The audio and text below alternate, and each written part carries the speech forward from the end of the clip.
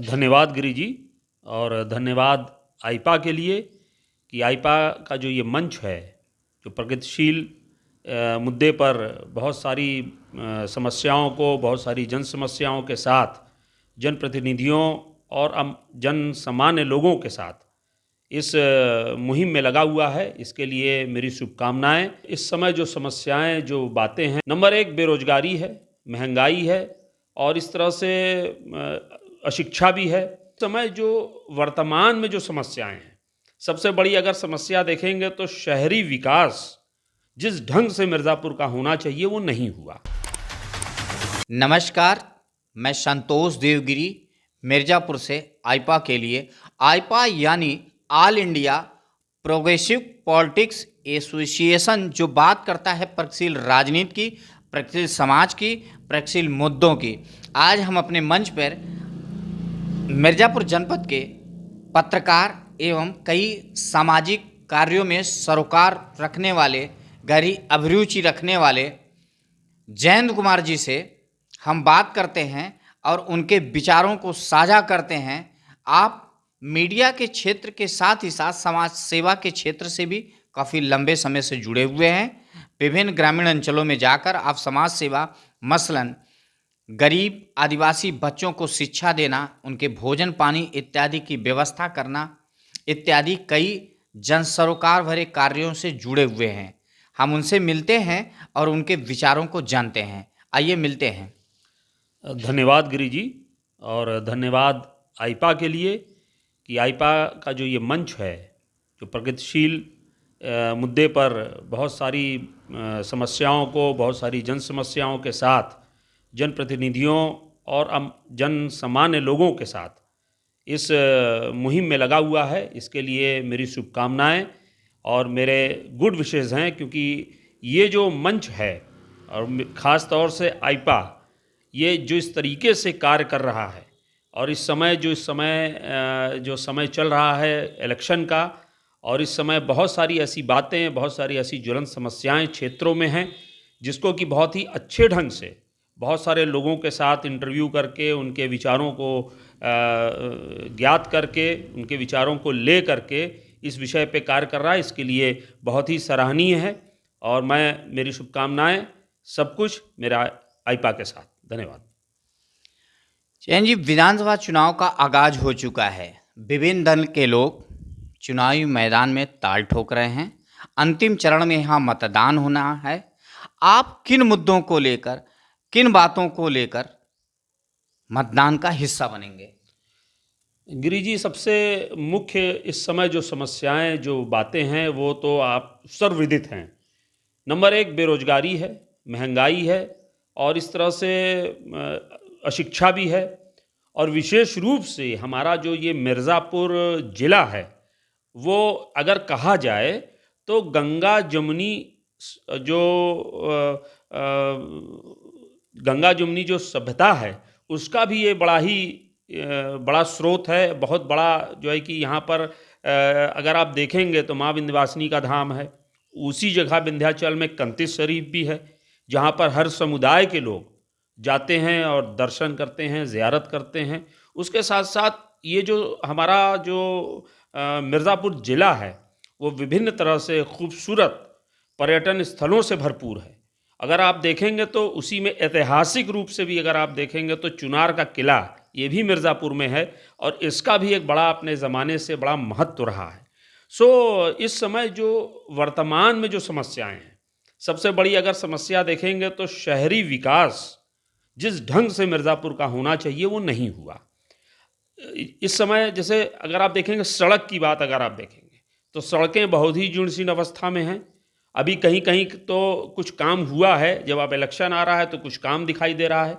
और वैसे तो देखा जाए तो बहुत सारी समस्याएं। सबसे बड़ा समस्या ये है, जैसे मैंने आपको प्रथम दृश्य बोला कि बेरोजगारी है।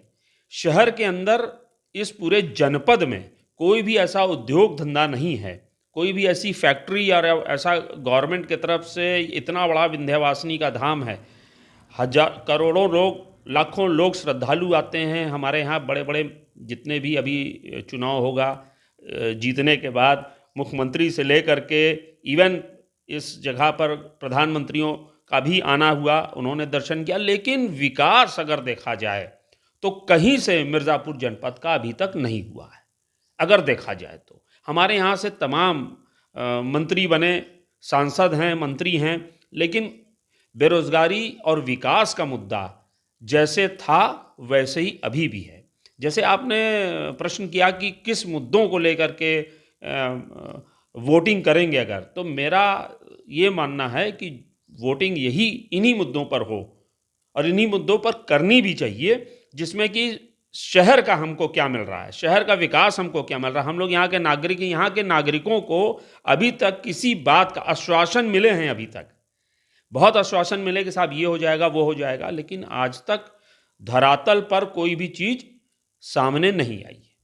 सो सबसे बड़ी बात है कि इस मंच से, आईपा के इस मंच से मैं फिर से धन्यवाद देता हूँ आईपा का, कि जिन्होंने मुझ जैसे व्यक्ति को चयन किया कि मैं इसके विषय में दो शब्द बोलूँ, विकास के मुद्दे पर, बेरोजगारी के मुद्दे पर। और अगर देखा जाए तो ये तो एक आम समस्या है, ये पूरे देश की समस्या है। विकास अगर आप देखेंगे, विकास छोड़ दीजिए जनपद के लिए, अगर आप देखेंगे बेरोजगारी पूरे देश की समस्या, महंगाई पूरे देश की समस्या, पेट्रोलियम पदार्थों में महंगाई पूरे देश की समस्या, सिलेंडर महंगा पूरे देश की समस्या। तो ये तो जर्नल समस्या हैं।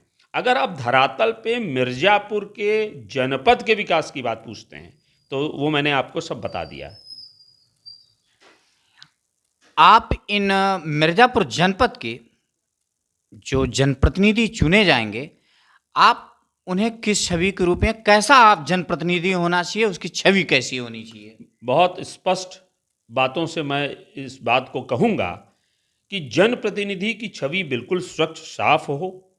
वो अपने जो भी उसकी पृष्ठभूमि, जिस पृष्ठभूमि से वो आता है, उसकी बैकग्राउंड ये होना चाहिए कि वो भाई जो भी गरीब लोग हैं, जो बेचारे ऐसे असमर्थ लोग हैं, उनके बीच में अच्छा कार्य कर रहा हो, उसकी छवि अच्छी हो, बेदाग हो, साफ हो और जन कल्याण में और परोपकार में कार्य करने का उसके पास क्षमता हो और मुद्दा हो।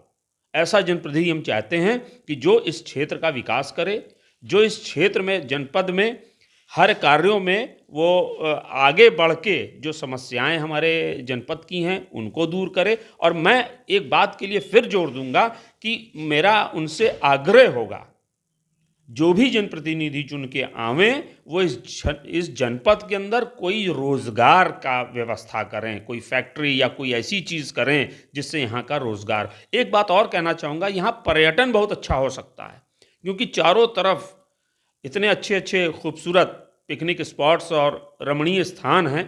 अगर देखा जाए तो उन जगहों को और डेवलप करके एक पर्यटन का भी एक उद्योग, कुछ लोगों की रोजी रोटी, कुछ लोगों का व्यापार उसके द्वारा चल सकता है।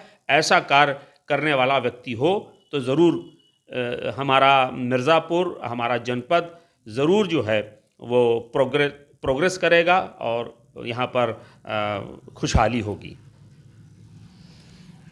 आप हमारे आईपा की इस मुहिम जन सरोकार के मुद्दे पर चलाए गए अभियान के बारे में क्या मत रखते हैं, क्या कहना चाहेंगे? आपकी ये जो आईपा की जो मुहिम है, इस मुहिम को मैं फिर से बहुत बहुत धन्यवाद और मुबारकबाद बोलता हूँ।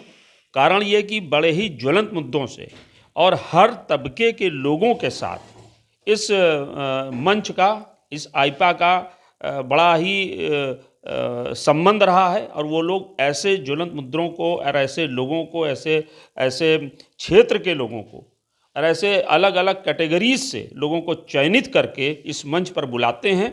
और उनका ये प्रयास सभी के लिए बहुत ही सराहनीय है, क्योंकि देखिए होता क्या है कि कुछ ऐसे चैनल्स हैं या कुछ ऐसे लोग हैं कि जो एक सर्टेन कम्युनिटी के साथ अपने आप को रख के चलते हैं। कुछ आजकल जैसे आप बता रहे हैं, हम भी इसी लाइन के हैं, तो हम लोग ये देखते हैं कि कुछ ऐसी संस्थाएं हैं, कुछ ऐसे चैनल्स हैं जो बिल्कुल ही एक ही पार्टी के लिए उसी का भजन कीर्तन करते रहते हैं। लेकिन इस प्लेटफॉर्म पर, यहाँ पर कोई पार्टी नहीं, अगर देखा जाए कोई भी विशेष समुदाय नहीं, वरन एक पूरे जन समुदाय को लेकर के, पूरे प्रत्येक नागरिकों के साथ इस चैनल का, इस मंच का बहुत बड़ा सहयोग और योगदान है, जिसके लिए बहुत ही फिर से बहुत बधाई और बहुत बहुत स्वागत। धन्यवाद सर।